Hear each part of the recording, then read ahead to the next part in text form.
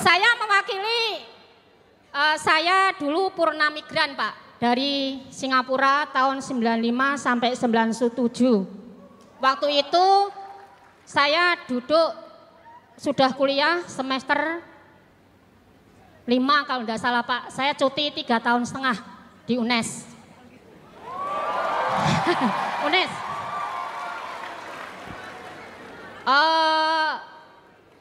Waktu kami kembali, yang teringat waktu saya jadi budak di negeri Singapura tuh saya jadi pembantu rumah tangga Pak. Selalu bos saya mengatakan negara saya besar, kaya raya tapi bodoh. Karena kekayaannya besar, kita pengekspor tenaga kerja dan kebanyakan sampai sekarang pun tenaga kerja yang kita ekspor itu pembantu rumah tangga Pak, yang pendidikannya mungkin masih di bawah. Padahal waktu itu saya mahasiswa aja masih dibodoh-bodohin Pak. Sampai saat ini pun saya sering komunikasi dengan teman-teman SBMI, Syarikat Buruh Migran. Saat ini sering kita dengar perdagangan perdagangan manusia itu ya Pak ya. Banyak kawan-kawan kami dari migran itu sepertinya kurang sekali perlindungannya Pak. Kayaknya di Jawa Tengah pun belum ada perda perlindungan migran Pak. Jawa Barat sudah ada kayaknya. Jawa Tengah dalam proses-proses sampai sekarang pun belum. Sekarang Pak, saya tidak rela negara Indonesia yang kaya raya sekali ini, gemah ripah lojinawi bilangnya, tetapi saudara-saudara kita masih banyak, negara kita itu mengekspor tenaga kerja yang kebanyakan itu pembantu rumah tangga. Apa program ke depan bila Bapak nanti jadi presiden untuk menahan atau membuat program agar rakyat kita itu bisa bekerja di negaranya sendiri, Baik. Tidak jadi negara orang. Yang kedua Pak, pertanyaan kedua. Cukup satu Ibu ya. Pedagang satu lagi. Oke boleh. Ini saya aktivis, satu minta ya Pak ya. Jangan dimarahin Pak, saya Bu. sekarang kenyataannya saya pedagang sayur Pak. Bakul belanjaan. Sarjana bakul belanjaan loh. Pak, pasar tradisional sekarang sangat sepi Pak. Banyak menjerit kayaknya. Kita kalah dengan teknologi sekarang yang mungkin adanya TikTok, adanya teknologi yang perdagangannya gampang sekali tergini. Pasar tradisional tuh terjepit kalau saya bilang, banyak ngeluh sepi. Terus apalagi sejak 2013 saya dulu gembor-gembor Pak masalah Alfamart Indomaret. Perkembangannya sangat pesat sekali, kadang dalam satu wilayah bisa banyak.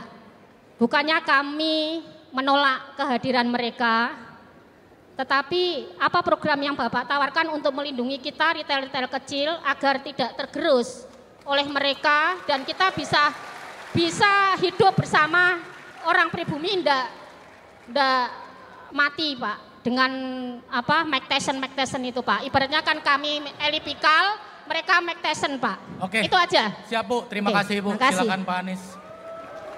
Oke, makasih. Makasih Bu Jumiatun. Jadi pertama terkait dengan pekerja migran Indonesia. Saat ini kita mengetahui bahwa yang disebut sebagai pasar tenaga kerja itu bukan hanya domestik tapi juga global.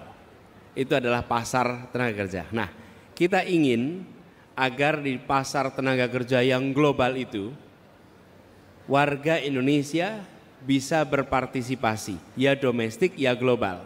Tapi berpartisipasi karena apa? Karena memiliki kompetensi, memiliki skill, sehingga ketika mereka aktif menjadi tenaga kerja dimanapun, mereka mendapatkan kehidupan yang layak, mendapatkan perlindungan, dan mereka bisa bekerja sebagaimana pekerja-pekerja profesional lainnya.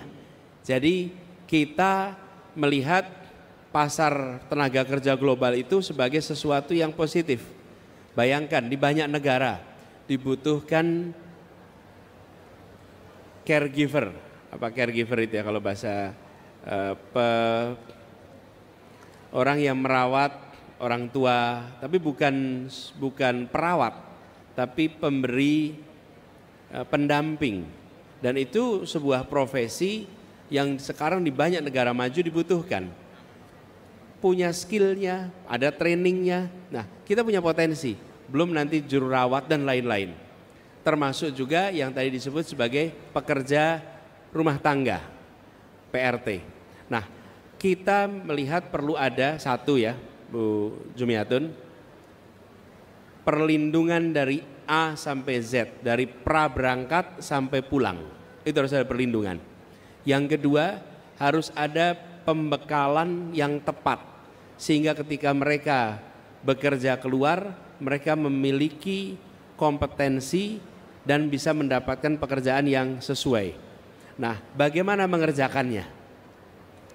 Ini Bu Jumiatun yang saya ingin lakukan koreksi atas yang ada sekarang. Apa itu? Jangan negara mengerjakan sendirian. Negara harus mengajak aktivis-aktivis yang selama ini mengurusi persoalan pekerja migran untuk mereka memberitahu apa yang dibutuhkan dari negara dan apa yang harus dilakukan oleh negara sehingga seluruh yang dibutuhkan pekerja migran akan bisa terpenuhi. Jadi balik, butuhnya apa? Negara mengerjakan.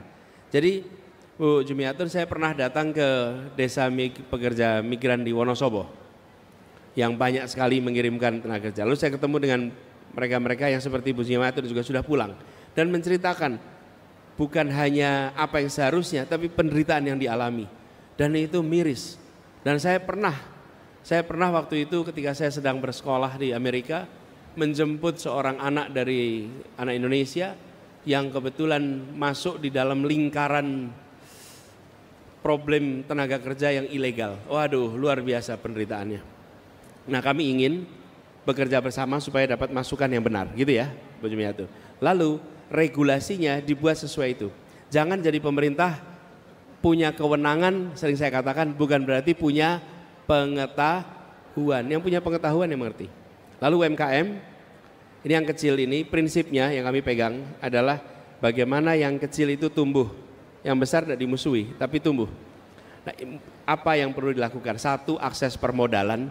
Yang kedua, regulasi. Bagaimanapun juga pasar itu harus diregulasi. Kalau tidak ada regulasinya, maka istilahnya Mbak Jumiatun tadi, Mike Tyson lawan Elias Pikal. Jadi kelasnya kelas berat lawan kelas ringan. Yang kelas ringan pasti akan tumbang. Dan di situ harus ada pengaturan pasar supaya berbagi pasar. Yang kecil bisa berkembang, yang besar biar berkembang di kawasan yang besar pula tanpa menggerus yang kecil. Itu harus ada komitmen dari negara. Akses keuangan, akses permodalan, pengelolaan pasarnya, kemudian yang tidak kalah penting sekalian sebenarnya adalah pendampingan untuk manajemen.